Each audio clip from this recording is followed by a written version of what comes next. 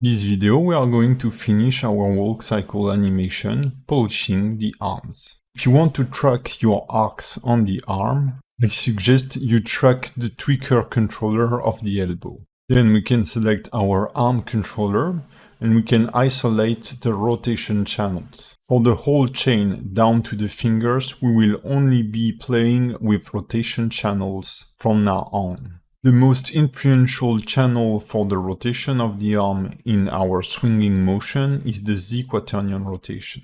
Again, polishing this curve is gonna be pretty straightforward. It is mostly about cleaning the curve than really reworking the animation or the motion of the arm. Front view, I will press Alt B and frame half of my character so that I won't be distracted by the right arm in the back when working from the side view.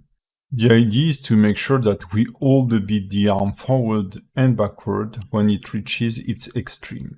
While the arms were leading the animation during the run cycle, in the case of a walk cycle, especially this relaxed walk cycle, the arms are swinging in reaction to the fall, so they will be delayed compared to the motion of the foot. Just make sure that your arms hit their extreme a bit after the contact pose. In our case, we have our contact pose on frame 0 and the extreme is on frame 2. Once you get a decent result using the Z quaternion curve, you should switch to the Y quaternion curve. In my case, it had almost the same behavior as the Z quaternion curve, and its motion was added upon the Z quaternion curve. Polishing this curve allows us to refine the swing motion, especially on the easing toward both extremes. That animation is not a linear workflow. Based on your blocking, you may not have the same result as what I have on screen. This is why it can be hard sometimes to follow an animation course where you may not have exactly the same behavior curve-wise. So your goal is not to focus on the curve, but on the motion itself. In my case, when I reached the extreme, especially when the arm was swinging back, it feels like it was hitting a wall. It was reaching its extreme back and then kind of bouncing forward. Polishing the Y curve did fix the problem. This rotation curve allows us to move the elbow away from the chest of our character. So basically, when the elbow is passing by the chest, you would move it away, and when it's in the back of the chest or forward, in both extremes, we will move it a bit inward. With the arm polished, we can jump onto the forearm. As advised before, if you want to track your arcs on the forearm, I advise you to track the arcs of the wrist controller. The cool thing about the forearm is that, generally speaking, it can only rotate around one axis, so we will only have to polish one curve, the Z rotation curve. That might not be the case for a very stylized animation where you want to break the limbs or stuff like that to create stylized motion. Basically, we want the hand to drag compared to the elbow. So as the arm is swinging forward, I will bend the forearm a bit backward. We will reach the extreme as the arm is almost passing on frame number 8. As the elbow hits its forward position, the hand will catch up and the elbow will bend the other way. The forearm will reach the other extreme on frame 21 as the arm starts to swing backward.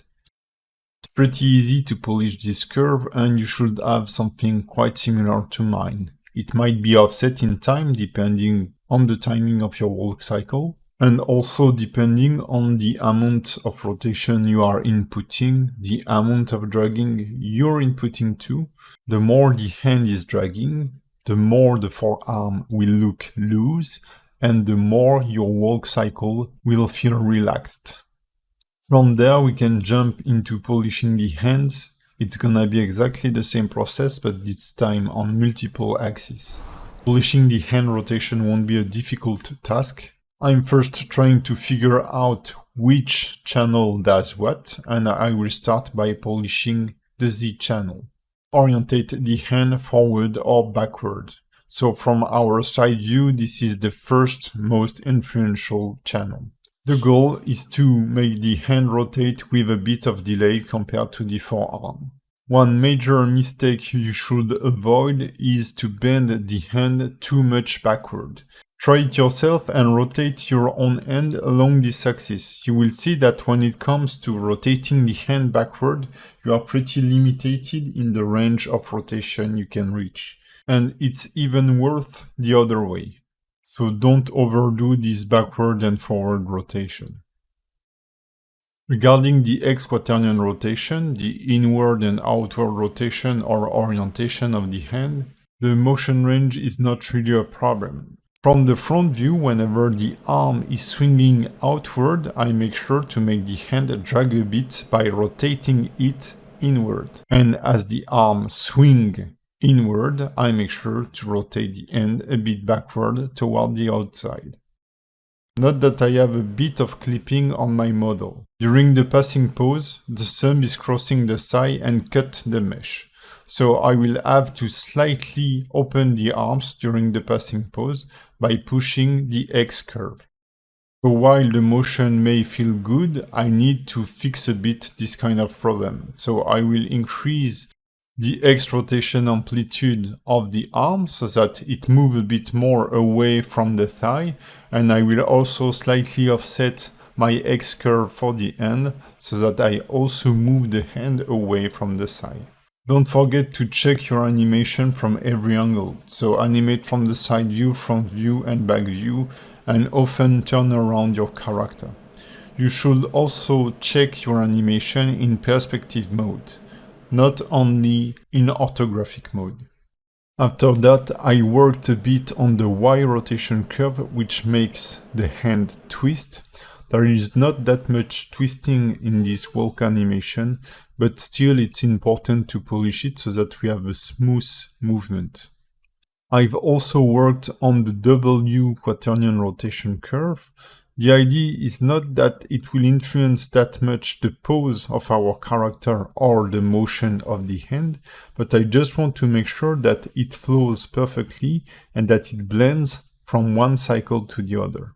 So the idea is mostly to clean the curve than to improve the current motion or modify it. I often don't work on the W quaternion rotation, especially for such subtle motion. But especially on cycles, it can sometimes input some glitches if you don't have a good flow between your very first and very last keys. As soon as I had the satisfying hand motion, so basically our whole arm moving in space, I decided to mirror the motion onto the other arm to have a better overview of our current walk cycle. I won't show you again how to copy and paste mirrored a curve or several curves onto the other side of your character, since we've been doing this several times already. In both the arms in action makes the walk cycle looks really cool. The final touch will be to work a bit on the palm deformation and the fingers. We can input a bit more details into our motion by slightly animating the palm and the fingers. Regarding the palm, I will only be playing with the Z rotation, compressing a bit the bones, and simply inputting a bit of delay in the rotation of this master palm controller. So I'm only using the Z-Euler rotation. Whenever the hand is swinging forward, I will slightly open the palm. Whenever the hand is swinging backward, I will slightly close the palm. Then I will just make sure that my curve cycles properly and I'm done. If you are done with the palm bone, it can be interesting to add a bit of rotation in the fingers and in the thumb. Again, it's just about making the thumb and the fingers drag a bit. So whenever the hand is moving forward, I make the fingers rotate backward and vice versa. The only thing you have to check and figure out is on which axis your fingers can rotate. And the best way to do it is just to check your own hand. Your thumb can rotate along every axis but the y-axis. You can't really twist your thumb You can easily curl your finger, but when it comes to twisting, it's almost impossible, and they have a very small range of side-to-side motion. So you can input a bit of side-to-side motion into your finger as a dragging motion, but it has to be very subtle. I would favorize the end-close open motion of the fingers.